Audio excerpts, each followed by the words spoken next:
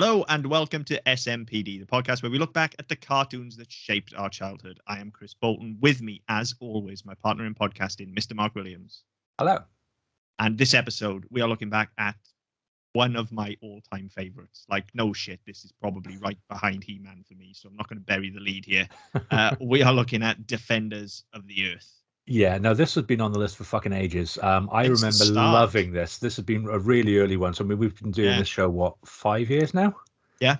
And yeah, this has been on since the beginning. I remember I hadn't thought of this show for fucking eons. Because again, it was another Saturday morning when we used to watch at my grand's. And I could always remember, I'd forgotten about it. And then I was in work, like we're talking maybe 15, 16 years ago when I was still, just doing labouring and shit like that. And all the 110 volt leads on site are yellow, and so Right. I was winding them all up, and I slung them over my shoulder and went, "Oh fuck, I'm Luther," and that was it. And it came straight back into my memory, and then every now and again it'll just pop back in. Yeah, it's never been away for me, to be honest. This is we talk about theme tunes a lot on this show. Yeah, and this is one for me. Like, this is up there with Jason Ulysses, where it's not like, oh, because we've been watching this, I've got the theme stuck in my head, which happens a lot. Like, this lives in my head rent free. Yeah, like, and I'm not talking about 3 a.m. when you can't sleep and it'll just start rotating. I can literally be doing something as mundane as hoovering. Yeah, and I'll just start going, out of the sky, here's rockets ignite, and it's there, it's in my head.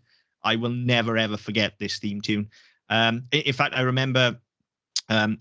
It might even been right before even the genesis of the show when we first started talking about doing it. You were trying to describe this show to me because you couldn't remember what it was called. Yeah, because in my head I was thinking Guardians of the Galaxy, but I knew it wasn't that.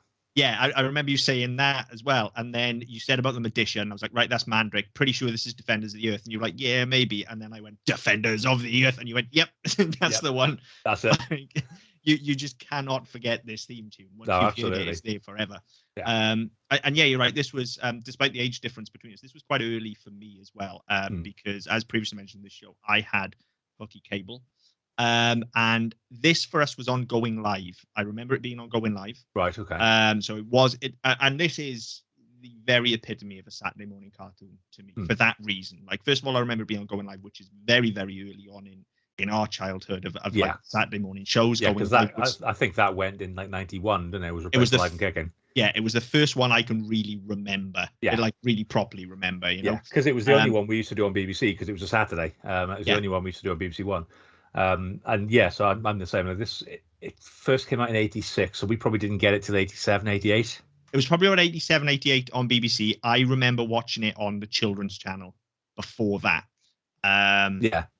Because we had the Hookey Cable, so we had the children's channel. Same as my grandparents. And the thing that I think probably the reason it stayed with me and the reason I loved it so much as a kid is this is about the only cartoon, and like the way I remember it anyway, is that my dad fucking loved it, right? Yeah. He probably didn't love it so much as like he was able to watch this without going fucking insane. Because this was something that we always watched together. Now, I definitely think there was some interest from him because like he got really Flash Gordon and the Phantom of it all, because my dad really liked comics growing up as well. So these were heroes that he grew up with. Yeah. Old King Syndicate era with comics and the radio shows and stuff like that. He was well into all of that. So there was brand recognition for him. Whereas to me, I was like, like this was all new to me. Like I'd seen the Flash Gordon film. Well, I was going to say, we'd again seen the Flash Gordon film. I think same as all the other films we had, it'd be on TV and my parents had taped it. Yeah. And so we used to have it. And between that, Star Wars, Jason and the Argonauts, and shit like that, we had like a dozen films that were constantly on a loop. Yeah. And Flash Gordon being one of them. So this was oh, fuck, that's Flash Gordon. Exactly, yeah. And that was as far as I got. I didn't have a fucking clue about the rest of them. No. But my dad did. So I remember us kind of just watching this together. So that's something that I'll always... And then when the figures and stuff come out as well, like that was a Christmas where like whether I wanted them or not, I was having all of those figures. And strangely enough, he never played He-Man with me, but he did play Defenders of the Earth when we had those figures. So I've got quite fond memories of this. I do own it on DVD as well. It's well, I don't know all of the episodes. I have one of those. I don't think they really do these anymore, but back in the day, you'd have like collections of episodes. Yeah, it's like 4 or 5 episodes. But they'd string them together like a movie, and there was a movie as well. There was a I have that, and I have a collection of episodes strung together. Turtles were especially bad for that. All the old Turtles videos you used to get were like 4 episodes slung together with a title on them, as though because Turtles had some shorter story arcs, they were able to do that. And this was the same thing.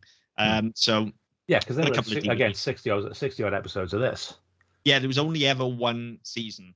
Again, Chris has done no research, but just because of how much I love this show, I do have a fairly good knowledge of the background. I do know there was only one season. I also know, like, despite there only being one season, like it wasn't really a flop by any means. Like, there was a toy line, and for years later, I remember I had shitloads of Defenders of the Earth merchandise. I remember having coloring books. I had annuals. You don't really see fucking annuals anymore either, do you? I was thinking you do. For like this, you'll get some shit. So we've seen a couple of the last couple of years with the kids, and I don't remember them being as shit as they are now, but they probably were. Annuals were always shit unless it was like Beano and Dandy and stuff. Because they were just like bigger. No, they were just like bigger versions, weren't they? They were just fucking hardback magazines. Let's call them what they're like now. An annual now, like when a new console launches and stuff, you get like the glossy hardback covers for the new console. And that's basically what annuals have become now, or what they always were, rather. I guess I don't get them anymore, which is why I don't think they exist. But certainly, like, as a kid, I had tons of annuals every Christmas because I loved reading, I loved comics, and it was a cheap ass fucking present. Like, back then you could probably spunk a $5 or get an annual, right? So I'd have like, oh Christ, if that. Yeah, so I'd have like my main present, like whatever I had that year, Castle Grayskull or whatever it was going to be, and then a fucking shit ton. Like, I had annuals and they were annuals for literally everything when we were kids. Like, maybe that's why I think they've gone away as well, because I'm not seeing like the fucking Kraft Dairy Lee Slices annual or whatever, because we literally had them. For fucking it, like whatever film came out that year, there'd be an annual for it. Even though it's a film's a one-off. And so like fucking Ghostbusters annuals and shit like that. There'd be a Ghostbusters annual where they just like put a load of puzzles in it and shit like that. And, like, so they'd break the story of the film up into chunks. And kid-friendly reading chunks as well. And then you'd have a couple of puzzles or a couple of pictures or a game you can do or something like that. And then a couple more pages of story, and then some photos from the making of the film, and then some cartoon or some storyboards or something. Then back to the story, and they were fucking awful. And I mean, like nowadays, the ones we've had more recently with the kids, it is more like the really expensive magazines you get in supermarkets, like the fucking CBeebies annual, where it's all puzzles and games and shit, and some little snippets of stories from the shows you like or the characters you like. But by and large, it's just a big fucking magazine. Now, the magazines cost $5 a time. Fuck knows what the annuals cost. Yeah, but that's what they were. They were great. So I had a few Defenders of the Earth annuals. I know coloring books. There was a very bad Spectrum game. Yes, there was. Awful. I had that. I had it too. It was fucking terrible. Really, even as a kid, I knew it was bad. It wasn't as bad as Captain Planet. No, but it was still pretty bad. It was your bog standard, as most Spectrum games were. Screen-based, run side to side, shoot stuff. Yeah, and I remember wasn't the story you had to rescue the kids, didn't you? No, it was the other Defenders. It was the other Defenders, I think. I thought it was the kids, the kids of the Defenders, like the Rick Gordon and fucking Jeddah and. No. I'm pretty sure it was you had to get Mandrake, Phantom, Lothar. I don't. Did he play? Did he play as the kids? Maybe enough. No, you played. I played as Flash. Yeah. Yeah, you played as Flash. I'm saying that this game is shit. I clearly remember it very well, so I clearly played it quite a lot. There you go. Flash Gordon, Lothar, Phantom, and Mandrake from a series of quests to rescue their children who've been kidnapped by Ming. I kind of swore you had to get the player controls Flash and is able to call on the other characters to assist him in bypassing the defenses of Ming. So you play as Flash, and then every now and again you'll get a co-op bit. Yeah, and you get them to come in and do special powers and stuff. I thought you had to rescue them for some reason. But I remember having it, so I don't remember what it looks like, but I remember having it. Fucking terrible. It's absolutely fucking terrible. But anyway, we're not here to talk about the game. That's just us really giving a bit of background on it. Like I really did fucking show. Despite having it on DVD, I haven't really gone back to it much. I don't know why. It's that they just sat there on the shelf. I think partly it may be just because we watch so much stuff for this show. That, like, I don't just go, I fancy watching some Defenders of the Earth, because I'll have to be watching whatever it is we're doing this for. So I don't get time to just dip in and watch some cartoons that I really want to watch, if that makes sense. Not that I don't want to watch the stuff that we're watching, but I know what you mean. I can't just look at stuff for leisure. So I watched them when I bought them, and I've probably not put them back on since. But I bought them probably 10 years ago, something like that. So it's been about 10 years since I've seen it. Yeah. I remember enjoying them when I watched it, and as I said, I'm not going to bury or leave you. I've had a fucking whale of a time watching this weekend. Absolute whale of a time. It is every bit as good as I remember. It is cheap in places. The animation is shonky, to say the least. It looks like they may be animating on 3s or 4s. There's a lot of jerky movement stuff. But the voice work is good, the color palette is good, the character designs are good. So the story's good as well, The stories are really good, but more than anything, the first thing that jumped out to me rewatching this, we mentioned this when we did Spider-Man not so long ago, and I find it interesting actually. We watched these two quite close together. It's only been about 2 months since we did Spider-Man, I think. Yeah, November, I think, wasn't that? Yeah, and we mentioned then how that was literally like a comic book brought to life, the way that the way that they wrote it, and the way there was all of this expository dialogue and stuff like that. And this is exactly like that. It is written in short expository sentences. You get all the but it doesn't feel as clunky as it did with Spider-Man in the writing, because, as we mentioned at the time, Spider-Man swinging through the city, kind of having these soliloquies, just talking out loud. Whereas here, the defenders can all bounce off each other when they're saying things like, "Oh no, we need to stop Ming doing whatever it is," and "Oops, Flash is going into a nosedive. What do we do?" But they're able to talk to each other, so it doesn't feel so clunky. But yet they're still talking in those grand expository statements that just move the story forward and leave very little room for anything else. But actually, that is all I want from this, and it delivers that very well. It doesn't feel heavy-handed, and actually, I'd say it works. And I think you're right. The reason it works is because it's not just some dude going, "Oh, right, they've kidnapped MJ. What am I going to do? Well, I could do this or I could do that." It's a lot more subtle, and it's a lot more realistic. I mean, generally, when you've got a group of mates together, something's going on. What the fuck am I going to do about this? Oh, well, you could do this. Or you could do that. Don't be so fucking stupid. Do this. And you've got that interaction where you can bounce off people, and you can say, right, there's no such thing as a bad idea apart from yours because you're an idiot. And you can have that conversation. Whereas when you're on your own, you are literally just bouncing around your own head, going, what to do now? And that's kind of where you go with it. So I think that's probably why it doesn't feel so heavy-handed. Yeah, I think so. And I think also actually the writers are keenly aware of the voices of these characters, because it is a super team. We do have a lot of, in fact, I think we've got 8 in total, haven't we? By the time you count the kids as well. So we have, is it 8 or is it 7? 7 and a computer. Yeah. Okay. You've got quite a large team. No, it is 8, isn't it? Oh yeah, you've got the pet thing, haven't you? I keep forgetting about him. The Zuffy or whatever it's called. 4 kids, 4 defenders. 4 defenders. 4 kids. Rick, Jeddah, LJ. And Mandrake's adopted kid. I can't think of his name now. Yeah, Krishnan or something. It sounded vaguely Indian. I remember it being slightly awkward. Yeah, I forget his name now. But his name is Kashin. Kashin. Kshin. And then you've got the computer, which is obviously reincarnation of Flash's wife. Flash's wife, yeah. And then you've got the Zuffy. Yeah. So you've got. I mean, if you want to, you could say it's a team of 10 then, but there's a core team of 8. Yeah.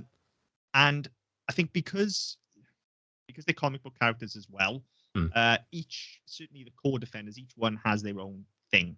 Yeah. Like Mandrake's got his magic, and Lothar's got his strength, and he's the Caribbean ninja. And you've got the Phantom with his strength of 10 tigers. At what point did they stop calling him Caribbean Ninja and start calling him Token? I mean, we'll get on to that. It does very much smack of that, doesn't it? Like even the Phantom with the jungle abilities and his jungle cats, he's still a white dude. Yeah, we'll get on to that.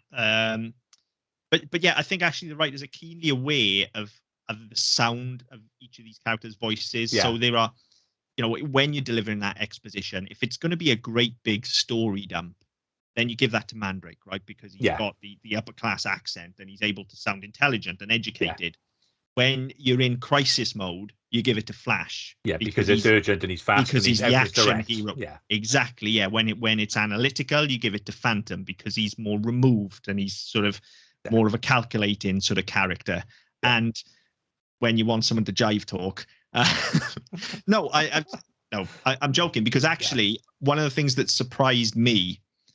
And it's not perfect by any means, Caribbean Ninja. I actually think especially for very early 80s, the representation in this show yeah is pretty spot on. Like, it's not perfect. We have to think about the time period it's in, but they definitely do make an effort here. Yeah, they've not gone out of their way to make him a Rastafarian black man who will use stereotypical language, who will use have a forced accent. They've just gone, look, he's a dude. He's a big fucking hulking dude. And the fact that he happens to be black is neither here nor there. He's a big fucking dude, and he's there as the bodyguard and all the rest of it. But even that, the fact that he's Mandrake's bodyguard, you could easily fall into that trope of like, here's a big Caribbean dude who's slow on the uptake, but he's all muscle. That's the trope that you can very easily fall into, but they don't. Yeah. Lothar is every bit an equal. He is treated as Mandrake. At no point does he treat him as less than. Yeah, exactly. And I think they don't draw attention to that at all. This is just who these people are, and that's it. That's the way they are. We've had this conversation many times, both on and off there. And I had a similar conversation with my parents earlier. Is that this is what it should be like. It shouldn't matter. The fact is, you should be able to write a character on a page, and say, right, this is the dude. This is what he's like. This is what his character is. These are some of his foibles, some of his flaws. And at no point should anybody go, but what color is the skin? It shouldn't matter. Because the character is the character, and if that's the whole. That should be the whole point. Is that actually we can judge him on his character, and I kind of wish there was a book in the early '90s. It was a John Grisham book, and there was a character in there who, when you read the book, it's fucking Whoopi Goldberg, and then they cast Susan Sarandon. Oh, the client. That's it. It was either The Client or Time to Kill. Yeah. One of the two. Yeah, it was a client, and in the book, the character was she was fucking Whoopi Goldberg and Jumping Jack Flash. Yeah, she was fucking all over the place. Yeah. And then they cast it, and everyone went, "Oh, you can't do that. You can't whitewash the character. You can't cast Susan Sarandon as a black woman." But actually, it didn't matter because when you look at the character on the page, they've gone right. Okay, well, that character doesn't fit the tone of the film we're making because they changed a lot of some of the other characters as well, and they didn't change their race, but they changed the fundamentals of the character. And so when they were looking at casting, they were casting what was in the film, not was in the book, and it didn't make a blind bit of fucking difference. When you got to the end product, actually, what the end product you got was very good, and what you didn't have a older middle-aged white woman playing a middle-aged black woman. Yeah, you had her playing the character as was written for the film, and I think that the film, and that's something it's divided people for a long time. Yeah, that still comes up when people talk about whitewashing and things like that, but actually, it's very clear that it didn't matter. And same happens here. You could have had him as a 6-foot white dude with blonde hair. He could have still been the same character because his race didn't come into it. No, I think race bending is a hot button topic at the moment, and I think actually it's a much broader issue than perhaps we're giving it sway here. There are certainly, yes, I agree. There, a character, and I've had this discussion with many people. A character is not their race or their sex or any. A character is their defining characteristics. However, their ethnicity, their cultural background, their gender identity, all of those can inform that character. So there are instances where that's going to be locked. For instance, Black Panther's never going to be a white dude. No. Okay, because it is inherent to his ethnicity and his culture of that character that he is a black person. Yeah. Yeah. And the same, like we mentioned Phantom already. Like I agree, it doesn't make sense that Phantom is a white person given the way that he's portrayed as a character. However, were he not, we'd probably be going, ooh, that's a bit of a stereotype. Probably, yeah. So it's a much deeper issue than we give it away. But I think on the surface of it, yes, you're right. That shouldn't matter. However, it is important to remember that cultural heritage is a thing. Yeah, and but it's certain protected characteristics. Yes, and so it's use the right word is that those things can inform a character. They don't define a character, and that's the difference. And that's what they've done well here. Whereas in other things we've watched and things that we will watch in time as well, that's not necessarily the case. No, and I think that's where it becomes stereotypical, is when actually you do allow those racial traits and that cultural background to define the character, and you make them a stereotype, which actually they do the complete opposite here when you look at what they've done with Ming. And, again, very early on, considering it's the 80s, they have stripped away all of that kind of Mongolian look that is traditionally associated with Ming the Merciless, and just gone, you know what? It's a fucking green-skinned alien, and that's what he is. Like, so he's not offending anybody because he's a fucking alien. And yeah, like he's still got the beard, and he's still kind of got that look to him. But just by doing something as simple as changing the color of his skin, they remove all of the baggage that goes with that. They just take it all away, and they go, look, we're not going to offend anybody here. Make him an alien. Green-skinned alien. But you say that, and then you look at some of the fucking internet stuff about Doctor Who. And, I don't look at anything to do with Doctor Who, as you know. I know. But I mean, for example, when they cast Jodie Whittaker and they announced that, the number of people, the franchise is ruined. You've cast a woman. It's a fucking asexual alien. What does it matter what fucking meat sack it's in? But again, that was the thing. You can't do that. You can't change a character's gender. Well, you can, because it's a fucking alien. It's a fictional character. You can do what you like with it. Again, gender, that's whether gender informs the character's identity or not, or whether it's acceptable to gender bend. I see absolutely no reason why you can't gender bend a character like Doctor Who, because, as you say, by its very nature, there is an inbuilt transition from character to character, and they are an alien. Here, Ming has always been a kind of masculine warlord character. It's just that he was very clearly depicted as being a Mongolian kind of barbarian sort of figure, which, look, is a racial stereotype and is wrong.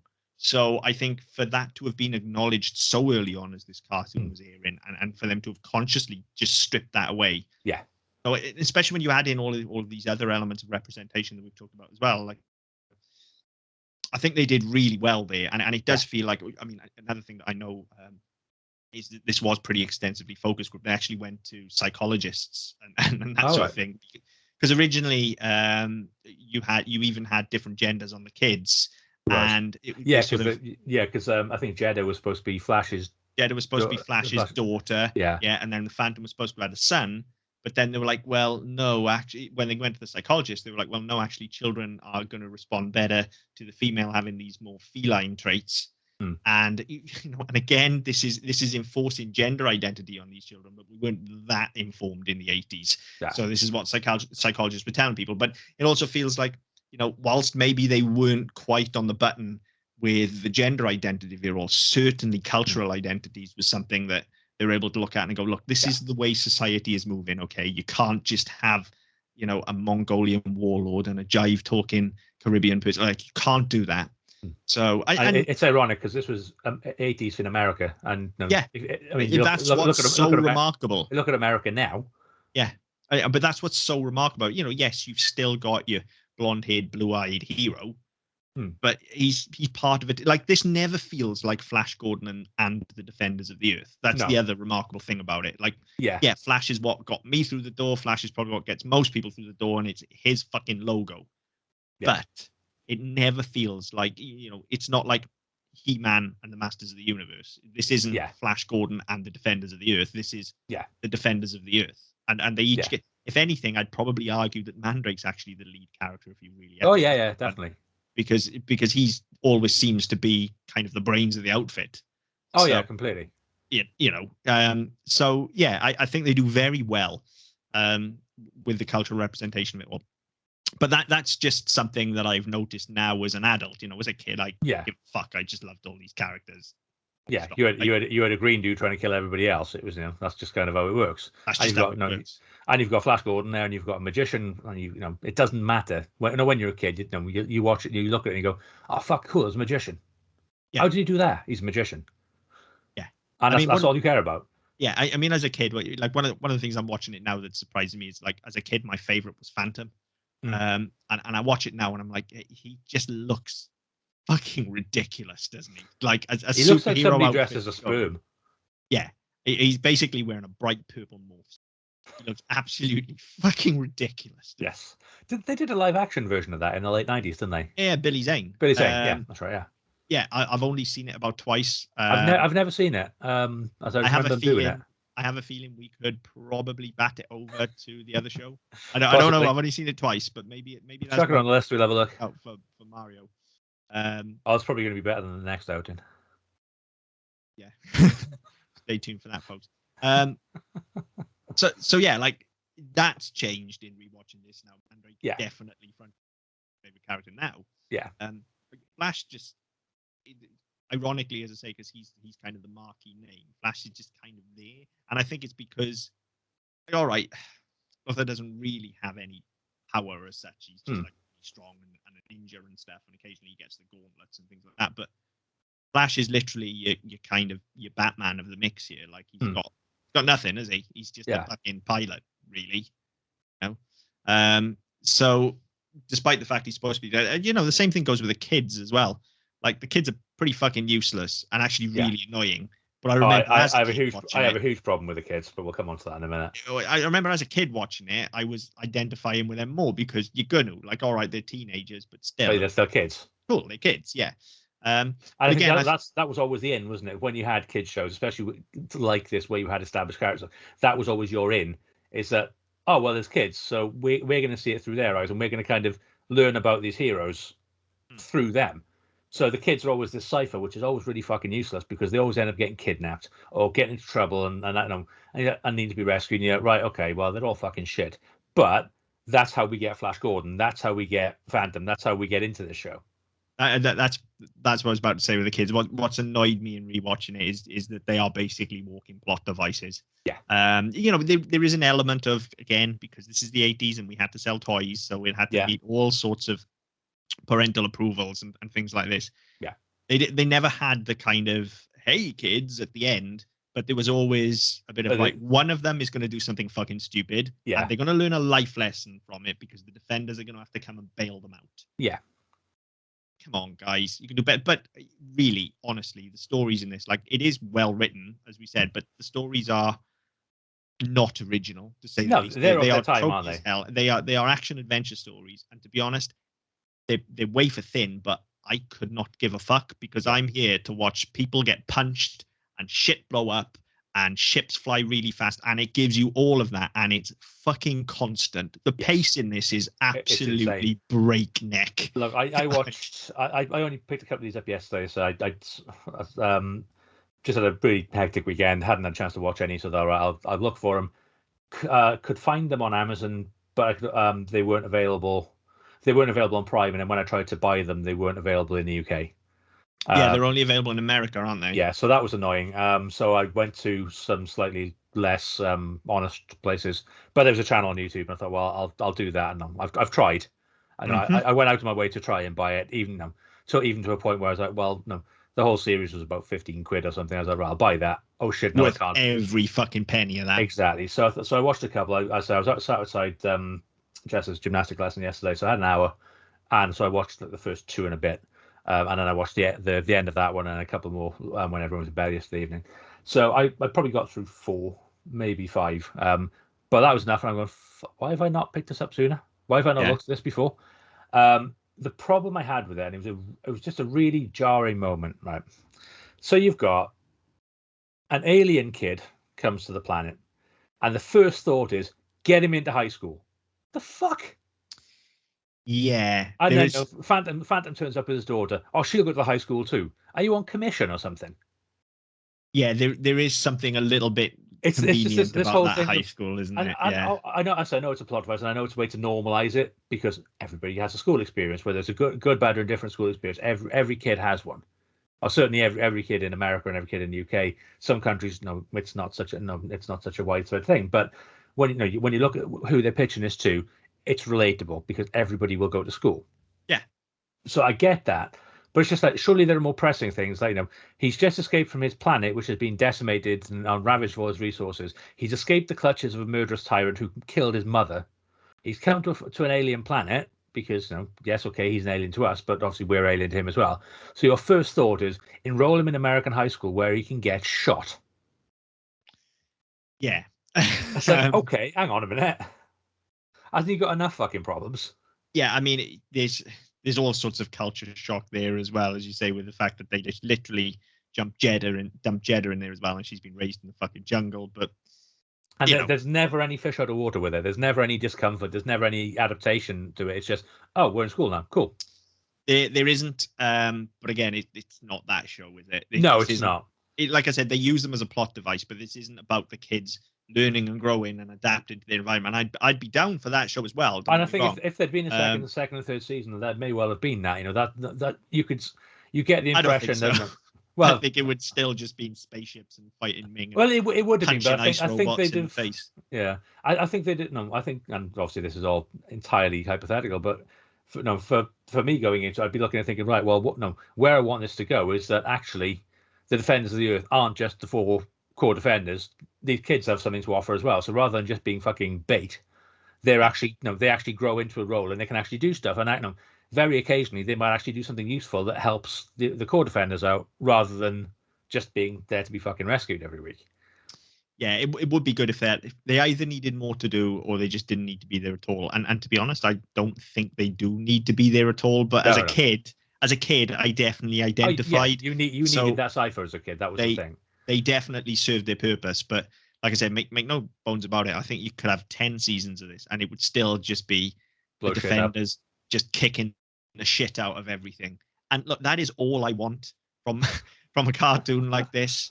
Like, don't get me wrong, there's always going to be a place for your Thundercats and your Transformers and your Ulysses with these grand overarching stories. Every now and again, like, let's just have a He-Man where we just punch shit in the face just for fun. And especially, like 5-6-year-old Chris, that's all I wanted. I want to see people get punched. Like, punch the fucking ice robots, punch them in the face. And now most of our listeners are out there thinking, Cylons don't look like that. They did then. Yeah. New ones don't. But yeah, I mean, that's a pretty shameless. Yeah. Those ice robots are pretty shameless. And the I can't remember if they ever named it, but Flash's ship as well. The right at the first episode. That's fucking Thunderbird 1. Yeah.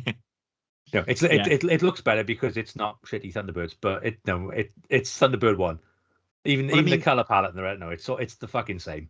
Again, we say all this, but like, for all we know, and I'm not well versed in King Syndicate, and I'm certainly not well versed in Flash Gordon outside of the films in this show.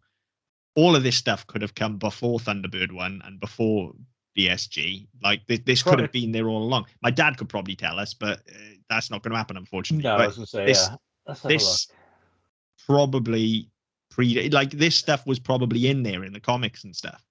So either that or it just got redesigned for this. I don't know. Maybe, I'm not sure. I'm trying to find it now, but I can't. I'll look for it later. But that's just to say that whether this came first, whether they came first. Well, like Thunderbirds was definitely before this show, but whether or not it was before, whether it was before the original comic, I don't know. As would the original Beastar G have been, but the look definitely feels like it's drawing from some things, but like I said, like a few times already, there's very little original about this. Yeah, I couldn't give a fuck. It's just fun. Having said that, this is the first thing I've really racked my brains about this over the last couple of days. Brain. I only have one. I've really been racking my brain about this the last couple of days, and I can't think of an earlier example of like the classic superhero team up on TV, other than like Super Friends and your shit like that, which kind of predates us slightly. Yeah. Like this is the first like real. It kind of feels like I can't think of any other. No, it kind of feels like this was almost like the MCU of the 80s. Do you know what I mean? Where they were just here's Avengers Assemble, but we'll call it Defenders of the Earth. Yeah, because I mean, like there had been other there had been other superhero cartoons that were around. Quite a lot of them, and some of them were better, some of them were worse. But yeah, I think you're right. I can't remember another one, another sort of team up one. No, particularly to have taken these characters who each had their own sort of shows and titles, or like they were kind of predating anything we would have watched, because we wouldn't have even, like, our parents wouldn't even be thinking about us when these were actually these stories being told. Like, they would have been our age probably at the time. Yeah. But they all had their own sort of shows, and they just brought them together into this shared universe. Yeah. Which you very occasionally had crossover episodes of joint properties. So you'd have He-Man and She-Ra, because it's the same universe, but they brought the product together. So you always had stuff like that, but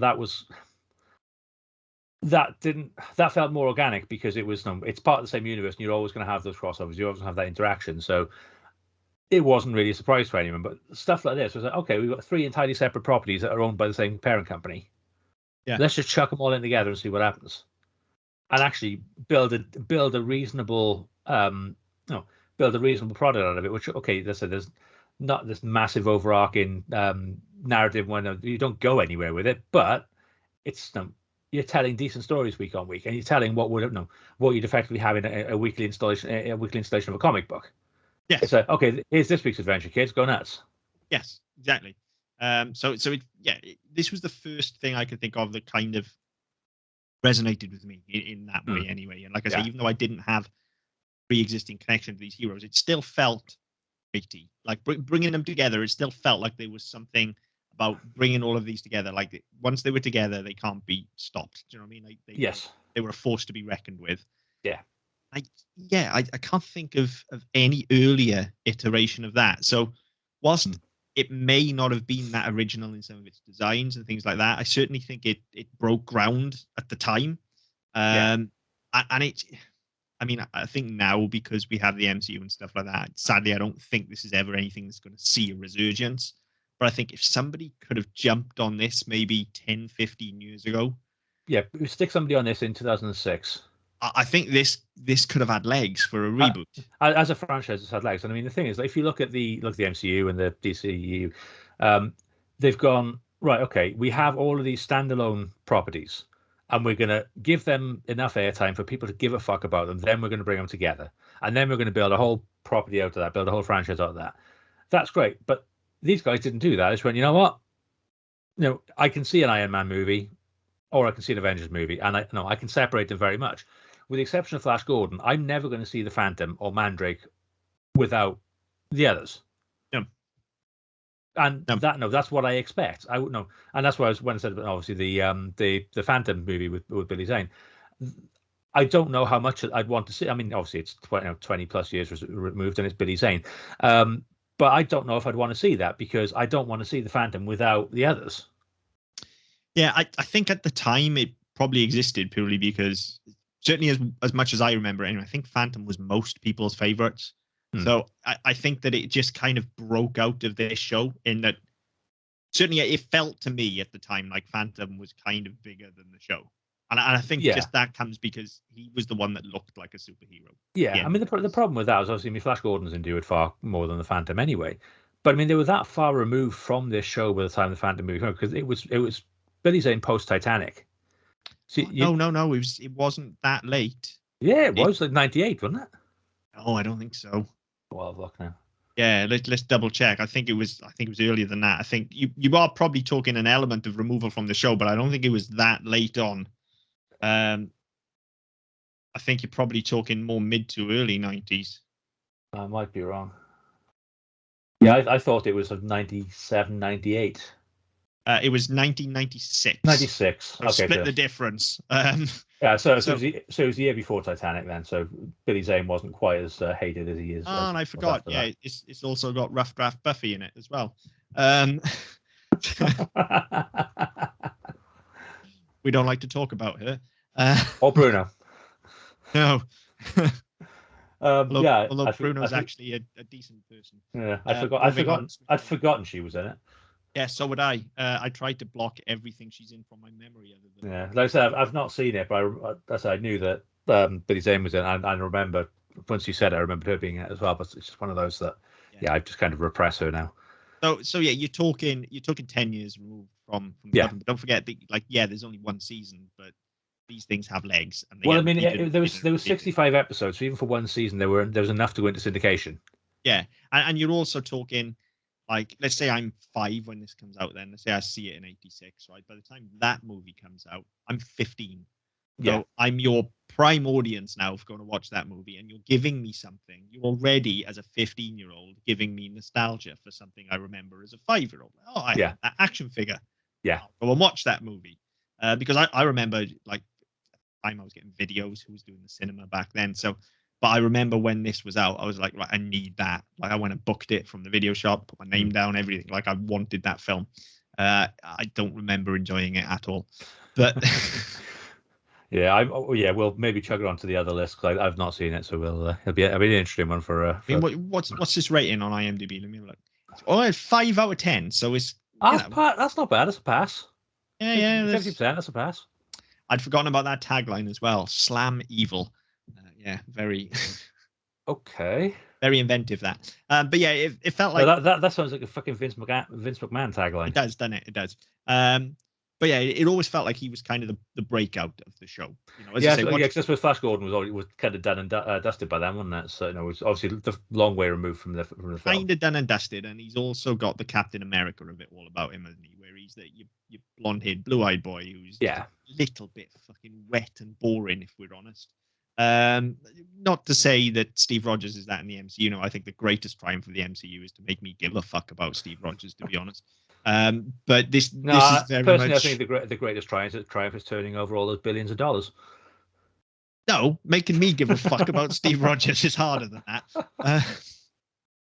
But Flash has got that about him. Like however, I obviously take this kind of shit in, but in rewatching it as an adult, there is a lot of work that goes into Flash's character, actually, particularly in those opening episodes where his wife dies and gets reincarnated in the computer, and then he's got to escape with his son and stuff like that. There is a lot that there's a lot to unpack in those right at the beginning. Yeah, there is. He has reasons for wanting to stop Ming, besides the fact that he's an intergalactic warlord, of course. Yeah. But he does have reasons to do that. One thing I can't believe we haven't mentioned yet is the sort of quasi-futuristic setting of it. And it's actually set, believe it or not, in the year 2015. Yeah. I remember 2015. We could go out and see people. Oh, yeah, I remember that. Those were better days. Yeah. But we didn't have we did have rockets, but not ones that we could fly around in. No.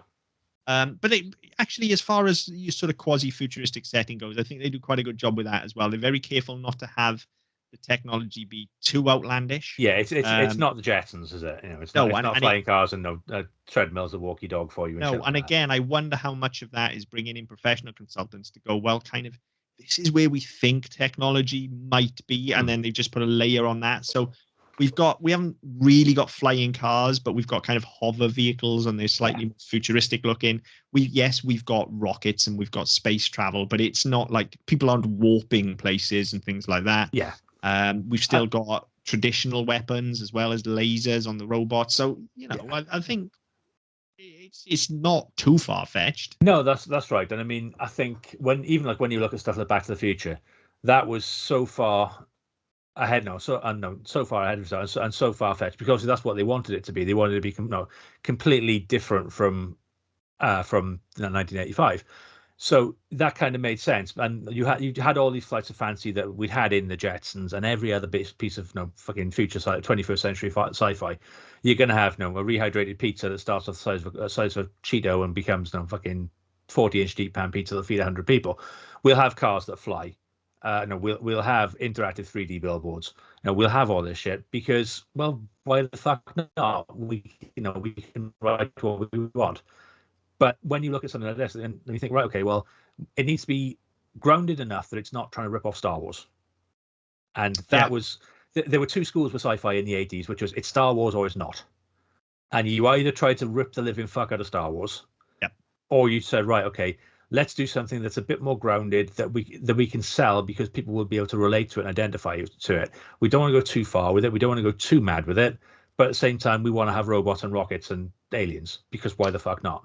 Yeah, it's interesting you bring up Star Wars though, because one of the things, like again, in looking at this sort of quasi-futuristic setting and the technology and stuff like that, it does actually ring quite close to Star Wars for me in that it's got that kind of past future feel to it. Like, this is kind of the future that we were promised but never really got, and there's some sort of archaic technology in there. Even though things are computerized, they've got, especially in this, they've got that sort of Art Deco look to them, and I think that's partly due to the heritage of characters like Flash Gordon. Like when you draw on a character like that, you're drawing from the future of like the 1930s and the 1940s, which again would have been that kind of Art Deco style, and we would have been looking at sort of things like Metropolis and things like that to kind of point us in the direction of the future. So I think they take the jumping off point from that as well.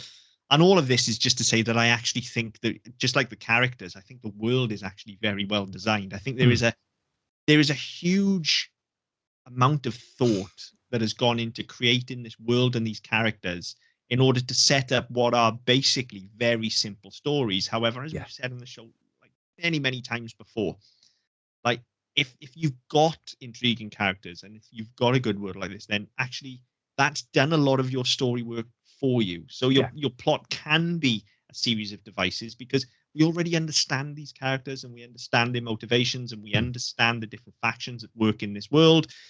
We know what the status quo is. We know all of this. So you don't have to give us that legwork. You can just go, oh yeah, and this week Ming's going to kidnap this kid. And now everybody's got to go and fight him. I tell you what it reminds me of, actually, from also the way we were talking about it there. And it reminds me a lot of the Clone Wars series, where they do exactly the same thing. It's like, you know the world already. You know the universe already. We don't need to tell you every week that this is Hoth. This is fucking Coruscant. This is wherever. It's right, okay, this week Anakin's doing this. Next week Ahsoka's doing that. Fucking get on with it. Yeah. And it does have that sort of feel to it. Actually, I hadn't really, until we were talking about it, I hadn't really conflated the two. You know, again, you mentioned that sci-fi was either Star Wars or not, and of course, a big influence on Star Wars was Lucas used to listen to a lot of these serials and stuff. So you'd be thinking of things like Flash Gordon and things like that, and that kind of serialized approach. That's where things like Star Wars and indie come from. And I think one of the most enjoyable things about the Clone Wars, by the fact that we always go on about how much we love these kind of deep rooted stories and stuff like that, was that I loved like kind of the serialized nature of it, because you could have like 3 episodes of one story completely out of sync with 2 of another, but that always kept you on your toes and it was always interesting. You know, and it meant that all right, we might have 2 Jar Jar episodes, but just grin and bear it, or if you really want, just fuck them off because there'll be something else in a couple of weeks time. And this was kind of that as well. It's just, yes, there is a sort of slight overarching narrative, but by and large, it's just like, this is going to be a Mandrake episode. This is going to be a Lothar episode, and the rest of them will come in, but this is what it's going to be. They're going to be the crux of our episode this week. They're going to save the day this week. You know, or this kid's going to get in trouble. We're going to learn this life lesson. And it's just this serialized bunch of stories. They never overstay their welcome. Like, these are like 22, 23 minutes at a clip, I think. Less than that. I think they were 20 and a half, 21 at a push. So there you go. So they never outstay their welcome. And as I say, these stories just move super quick. Super quick. You get the setup almost straight away, and then we're away. It's just fucking action, like non-stop. Start to finish. And all of that exposition is delivered on the fly in dialogue, just like it would be a comic book. And one thing I will say is, with those first couple of episodes as well, the fact that I know, spoilers for anybody who hasn't seen it, but if you haven't seen it, why the fuck are you listening to us? The fact that in that first episode, they set up, you get Flash crashing on Earth, and then you get his wife and his kid being tortured, and they go out of their way to say, look, if you don't tell us what we want to know, you're going to die. And she chooses not to talk to him, and so you get the thing of her being tortured, and you never need to see it, and you never have this really sort of shammy death, or this really cartoony kid just happens to walk in at the right time to see it. It's she dies off screen, and that has more weight to it, because you're thinking, fuck me, they're going to kill off the main dude's wife within the first 20 minutes of the show. This is some ballsy shit. Okay, yes, they bring her back as Polly, or whatever the fuck they call it, Dynac or something like that. They bring her back as the computer, but actually, you think, right, okay, well, they could have got away with not doing that, but that's a really big decision straight off the bat to kill off a supporting character. It's actually some quite neat writing as well, because in watching those pilots, those are some of the ones I've got on DVD, and watching the pilot and it's not really a 2-part episode, but it kind of feels like it. It's not, but it is. Yeah, when you get, it's like one rolls into the other again in that sort of serialized format, because in the pilot, you get him picking up the crystal, and it's never explained what it is. She just is holding this crystal. And so you get Rick pick that up. Then they get to Earth. And all of a sudden he starts fucking around with this computer technology and what have you, and they're talking about an AI. And it's that you always know when you're in the hands of good writers, drama going on, because you kind of, just a split second before you get the reveal, you go, oh, why didn't I see that coming? And it is like, of course, that's her consciousness, and they can upload it into the AI. So Dynac X isn't quite her, but it's kind of got her kind of voice and her look, and so very, very smart. And they didn't have to do that. They just needed a smart computer, but that gives it an extra layer. And again, it all feels like it's been very carefully laid out. There's a lot of thought gone into the world, and there's care taken with these characters, and it shows you know, and it resonates through. So yeah, whilst the animation might be shonky, like everything else it's is there. cheap as balls. It looks awful. Yeah, it does, but everything else is there, isn't it? Yeah, you know? and I think this is. I mean, we've said this all along. We've said this on Mario. We've said this on Game of Thrones. We've said it on here. Story is king. If your story works, you can bring. No, if the writing is good and your story works, you can always bring something extra to it from your imagination. If it looks good but the writing's shit, you won't be able to drag it through. No. And I think that's the difference. I mean, you look at the animation you get today, where it's all CG and it's all very polished and very, it's very quick, or it's Peppa Pig, but it all looks great, but your stories are so fucking ham-fisted and so short that actually you don't care. You don't care about any of the characters unless you're like 4 years old. You don't really get into it. You don't have that opportunity. Whereas something like this, okay, they're 20 minutes. You've got more time, and it looks like dog shit. But actually, in that 20 minutes, they really do tug a little bit on your heartstrings. Go, fuck me! I want to see what happens there. I care about these characters. Something is going to happen that I need to follow. Yeah, and that's the difference. And you look at stuff now, and let's say we had an extended period of Paw Patrol, which is just fucking painful. Looks right. No, it's all very neat. It's all very, it's very sensory and very bright colors and stuff. But the stories just aren't there. So when and don't get me wrong, I'm not exactly their target demographic. I'm probably 10 times the age of the people they want watching it. But in seeing it, you can still see a cartoon and go, right, okay, well that works. Or they're trying to do this. They're going to do that. It's you're not so much enduring it as it's on. Whereas I don't necessarily think it's just nostalgia, because we watch a lot of stuff that we've watched as kids and haven't had the same response that we did when we were kids. So we still find it shit. But yeah, you just get to that point. Everything's so brief, so quick. It's also shiny. There's no character or personality to it. It's just factory cookie cutter, churn it out and get on to the next one. And you just don't get any feeling from it. Whereas stuff like this, and we talked about Jason, Ulysses, and stuff like that, you actually get into it and you want to know what's going on. You feel you need to know, you need to see the next bit to keep up with it. Even this, which is episodic rather than being linear, you want to know what's going on next. You want to know how they're going to thwart Ming next, because at some point they're going to kick this fucker's ass back to Mongo. Yeah. And you're right, that all comes from those stories and those characters. And one of the things we touched on the theme song right back at the start, and just to bring this around full circle, because it is unquestionably the best thing about the show. There's a lot of good things about this show, but this theme song is fucking exceptional. Okay, but you know how much I love getting the story in the theme song, and even, I mean, before I go and dive in how well I think written the theme song is, like, it should be pointed out that actually I think it's pretty much common knowledge now, but the theme song was written by Stan Lee. Yeah, the lyrics Stanley, anyway. I read about this earlier. Well, Marvel actually had some involvement in the TV show. This was kind of a co-production with Kings and Marvel, but yes, Stan the Man wrote the lyrics to the theme song. Yeah. And actually, I've said in the show plenty of times before, we've mentioned Jason, we mentioned Ulysses. Big fan of front loading all of our exposition in the theme song so that you get everything you need so the episode can take off and running. And again, that's a big Stan Lee thing. Everybody's comic book is somebody's first comic book. Yes. And so even though we have this stuff that, like, you may have missed in the pilot, like, so you may not know who Flash is, or you may not know who Mandrake is. Like, every episode, if it's your first episode, everything is given to you in the theme song. Like, say, stuck in my head, because you get the rundown of who each of those are. Master of Magic, spells and illusion. You get Out of the Sky is rockets ignite for Flash, that that he's a pilot. The Ghost Who Walks, all of this. So, but what it does as well is, whereas things like Ulysses and Jace, the tendency is to go very kind of grand and oratory with that, and actually give you like a narrative kind of approach to it, with a voiceover just narrating what's kind of happened in the pilot and then go into the theme. This is way more subtle. This is really, really well written. Like I say, you get like 2-3 sentences just to intro you to each character. Yeah. But again, with it being Stan, like, he's boiled that all the way down. Like, this is what the character is. This is what you need to know. Like, you think of that with Flash, straight away it'll conjure that character. Out of the sky is rockets ignite. Like, right, he's a pilot. Like, you've got it straight on. He's like a Daredevil pilot as well, because he's not going slow. Yeah. And Mandrake isn't just some fucking dude in a top hat. He's the master of magic. It's all there for you. And even with the kids as well, I'm sure there's a line in there somewhere.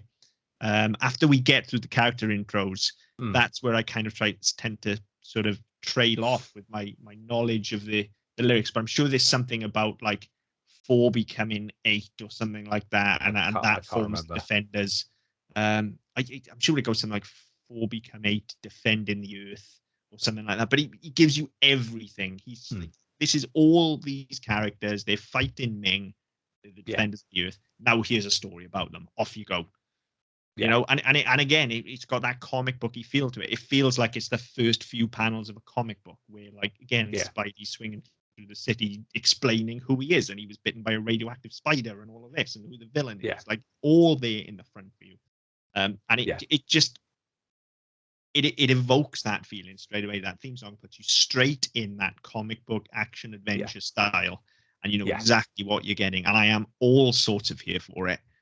And I think I forever will be. Like, I will definitely watch more of this again in my life. You know, this is not something that is going to go away forever. Like, I have it on DVD.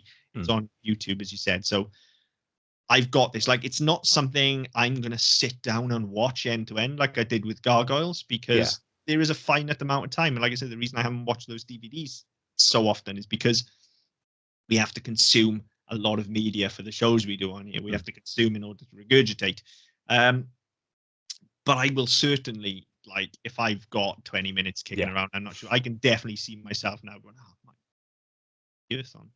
Yeah. Because it's a fucking good time. It is properly switch your brain off and enjoy this for 20 minutes. Yeah. It is a proper good time. Yeah. And I would absolutely recommend it to anyone. Yeah. Like, this is.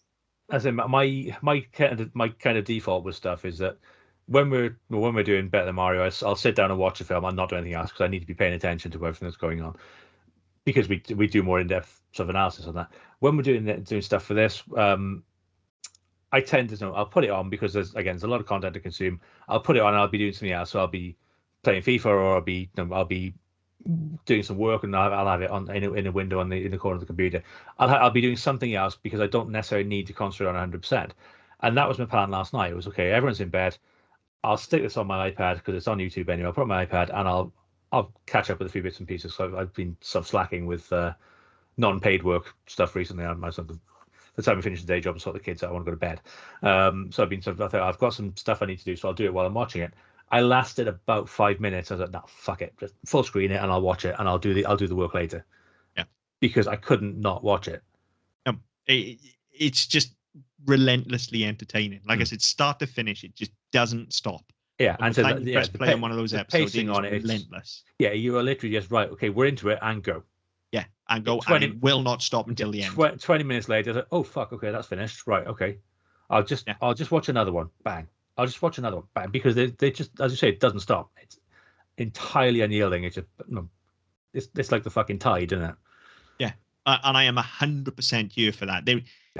It's kind of the best of everything that this genre can give you, and the time period it arrived in. You know, so you've got those kind of 30s and 40s radio series and comics books. So you've got that very kind of old-fashioned approach to action adventure. But then we're in the 80s, so they're just like, yeah, but that was then. This is now, so you're going to have it all right now in your face, as much as you can handle, as loud as you can take. Yeah. Here it is, like full on, just it's action porn.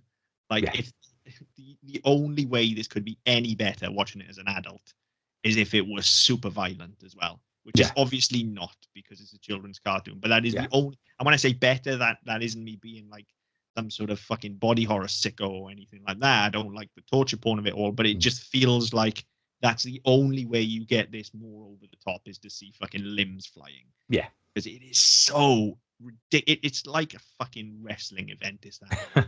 It is ridiculous. Yeah, it's just like every time you think it can't push the envelope any further, it does, and then so. Like it just goes and goes and goes and goes. And I fucking love it for that. I don't think there's anything else we've watched, certainly on recent memory, that just goes as hard and fast as this, and unapologetically. No, I was thinking the same thing. I was trying to rack my brain yesterday, and I went through our list of episodes. And I was trying to think of something that had the same effect. It had that same sort of punch to it, and I couldn't think of anything. No, this show is fucking wonderful. It really is. It's fucking wonderful. Like, it's not big and it's not clever. No. Not but at it all. knows exactly what it is. Yeah, and I'm all sorts of here for it. Yeah, no, I'm the same, and I will find a time at some point to go back and watch it. If nothing else, just because I want to see what the take of 2015 was like and how it actually stacks up.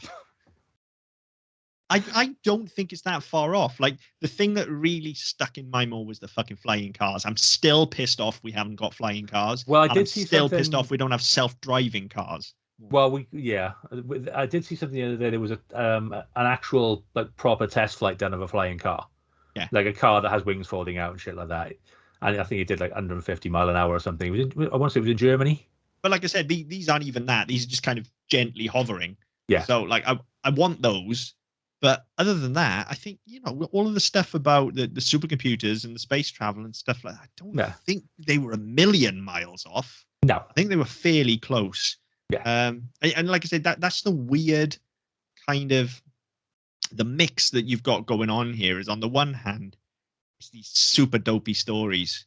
Yeah. And on the other hand, like, it's been so thoughtfully put together. Yeah. Like, you're just like, these are intelligent people who are very good at what they do. Yeah. And they're just giving us this dopey shit. And it's brilliant. Look, if you can give me dopey shit to like the highest quality possible, yes, please. All day long, I will take your dopey shit. Yeah, absolutely. Because it's more entertaining than somebody who thinks they're intelligent giving me something that they think is intelligent. Yeah, and I think you're right. And I think that's something that we haven't seen enough of throughout the history of the show. I mean, this is episode 90 something, and I don't think we've ever had that sort of response before, where we've had people where we've gone, fuck me, people know what they're doing, and they've done it really, really well. We've had people who know what they're doing, but we've never had it. We've never had it where we're thinking, okay, actually, all the elements of the okay, it looks cheap, and that's not the writer's fault, that's not the producer's fault, that'll be the budget and all the rest of it. But they're telling dopey stories that you don't need a fucking master's degree to follow. Yep. And you can tune in every week. There's enough of them that you can go, right, okay, well, I don't need to have seen every episode, because even if it is my first, I can follow it from the credits, and then it's a standalone story. So, okay, I might not know who Dinak X is. I might not know the relationship to Flash and to Rick. But I don't need to, because the story still tells itself. Yeah, it sort of feels like if somebody took He-Man just slightly more seriously and didn't write in a load of like dick and fart jokes that went over kids' heads, you might get Defenders of the Earth. Do you know what I mean? It kind of feels like it's got that over the top level of action that He-Man had. Yeah. But it just takes it like, it's so fucking earnest. That's the thing. Like, everything they do here, despite the stories being dopey, like it's so earnest. The characters take it so seriously, and it feels like the fucking world is going to end every week in a way that completely didn't. In a way that there was no threat. And we talked about that when we talked about the Revelation show that hit Netflix last year, and how it felt for the first time like He-Man had like some real challenge and threat. And you get that every week here. Like, it generally does feel like they're on a fucking knife edge every week. But of course they're going to win, because they're the Defenders of the Earth. But that's it. And that's always something. I mean, as we've got into, as TV has evolved, and you have got into your two-parters and stuff like that, you will now have these episodes where actually fuck all is lost. And we are at that, the end of that first episode where, oh shit, they can't win. They are now completely outdone. They're completely outmatched. They've been completely unraveled. How are they going to get out of this one? And you didn't need that here, because as I said, you knew they were going to win every week, but actually there were stakes. Yeah. And definitely. It's no, and so even watching back, I haven't watched enough of back. I've watched 4 or 5, which means I've got 60 odd to go. But at some point I will get back to them, and that may be at some point where I'm not in work and I've got some spare time, wherever that is, when the kids aren't around. So probably another 10 years or so. But yeah, I will get back to it, because this is something I've certainly enjoyed watching, and I wish I wish I'd given it more time this week than I actually did. Yeah, I've had an absolute whale of a time with it. I've not watched as much as I wanted to either, and that's not to say that I haven't watched much of it, just that I enjoyed it so fucking much. Like, if I didn't have anything else to do, I would sit here quite happily and watch all 60 episodes. Because this is the type of thing that you would binge it. Like, once you start, it's difficult to stop. Especially, like, I had it on DVD, so I could just do a play all. If you're watching it on YouTube, then it's going to load the next one up for you. And like, once that starts, you're not walking away from it. No, that's not it. Going to happen. It's only because it was a school night and I knew I had to get up this morning that I didn't just let them run. And like when we did recess last year, that's what I did. It was a Friday night or a Saturday night. I put it on about 10 o'clock when everyone got to bed, and I went to bed about 4 o'clock in the morning because it was just like them. They were just next one play, next one play, next one play, and that was it. And if it hadn't been a school night, I'd have probably done that last night as well. Yeah, just let them play through. I could easily do that, and I recommend all of you do that as well. If you listen to this and you haven't seen it before, then as Mark said, like, well done for making it this far and listening to us talk about this fucking dopey show for an hour. Yeah. If you have any memory of liking it whatsoever, I promise you it is everything that you remember it being, and probably slightly more. Yeah. Just don't expect it to be fucking Shakespeare, because it's not. It knows exactly what it is. Yeah, that's what I say. It never pretends to be, though. It never pretends to be anything it's not. No, it just executes what it wants to be on such a fucking high level that it, like, I don't know if it's been bettered. I really don't. Like, thinking back of the stuff that we've done and some of the stuff that's on our list. I mean, I'm not saying it's the best cartoon ever. There are certainly better, but in terms of what it is, I don't know if there's something like this that's better. No, and I mean, I've got to be honest. I was thinking about this morning. I was stuck in traffic and I fuck all else to do. I was trying to think about it in terms of other shows we've watched, and I don't know where I would put it. It's certainly not the best thing we've watched, but I'd say it's possibly top 5, certainly top 10. It's certainly top 10. I don't think of the 93, 96 episodes we've done. It's certainly top 5, certainly top 10, if not top 5. It's not up there with the level of perfection that you get from something like a Batman the Animated Series or an Animaniacs or anything like that. It's not up there because it's just lacking that slight polish. Yeah. But again, in terms of, like, it's got a place in that top 10 just for knowing exactly what it is. Yeah. And just giving you that just concentrated 20-minute hit of action. Yeah. That you want as a kid. Like, it's fucking phenomenal. This and I mentioned maybe 10 years ago it would have been ripe for a reboot, and I think that ship has probably sailed now. Yeah, I think so. But I would 100%, much like in the way my dad watched this with me, I would 100% be up for watching this as an old man now, and just be like, oh, those were characters I loved as a kid. Like, if you rebooted this now, you could take my fucking money, take all of it. Like, I would absolutely be up, whether it be live action or animation. I would absolutely be up. Yeah, I'd echo that. The 3.47 I've got in the bank, you can have. You can have it. Yeah, take all my fucking... Well, I'm about to get my magic 150 quid off the government, so you can have that if you want. That's come out of my pocket in the first fight. This isn't a political podcast. No, we'll ignore that one. Yeah, that's, there's a whole other level anger needs to come out with that one. Don't get me fucking started. But that's actually not what this show is about, because this show is literally about switch your brain off, forget about everything. Yeah, it's an adventure show for 30 minutes whereby Ming is threatening the Earth and they have to stop him. That's it. That's all the show is. Yeah, and it's that for 60-odd episodes.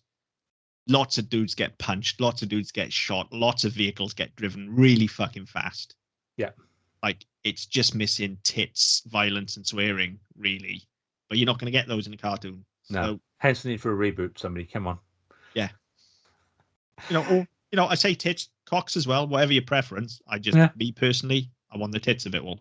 But whatever you want to throw in there, we're equal opportunities with our exploitation here. Like, I don't care. Just get some full frontal in there. Get loads of explosions. Like, all about it. Yeah. All about it. Yeah. I mean, as always, I mean, we've harped on for best part of an hour, if not slightly more. Because I can't remember what bollocks we talked about before we actually started the show. Animals. We were talking about animals. Before you ask people to, like, write in and tell us what they think about Defenders of the Earth, more importantly, and I genuinely mean this because I've thought about this a fucking lot today.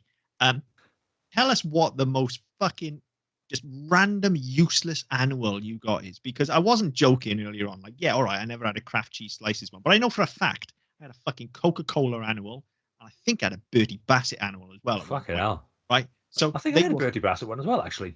Right? I didn't make that up then. Good. I'm glad. I'm sure, yeah, because I'm sure they did the little cartoon with him in it. Yes. I think there was a fucking Jelly Babies one as well, because they've all got characters and names and shit. No, I didn't make this shit up. Right. So let us know the most. Either that or we're on some really fucking weird drugs. I mean, maybe it was all the babies. let us know the most random fucking animal you ever had, because I know there was some real bonkers shit. Yeah, there were some real fucking bizarre ones. But yeah, so I mean, we weren't shying, but we went backwards and coming forwards on this one. That we loved the show then, we love the show now.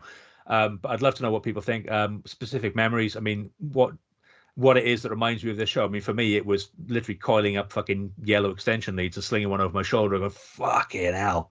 And that's what brought me back to it. And at that point, I would have been about fucking 20, 22. So this was a big fucking deal for me. But yeah, let us know what memories you got, what your thoughts are on it. If you have rewatched it, or if you either before this or on the back of watching the show, what you think of it. Get in touch. Let us know. I'd love to hear it. You can get in touch with us on Twitter at SMPDPod. You can go to our website, ddpodcast.net, where you can also get our previous episodes and our other shows as well. On Facebook and YouTube with the Double M Podcast Network. So like, share, subscribe, whatever you do on those platforms. Wherever you get your podcast from, like, share, subscribe, leave some message back so you can.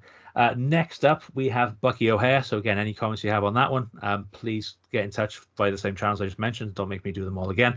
And yeah, until next time. See you later.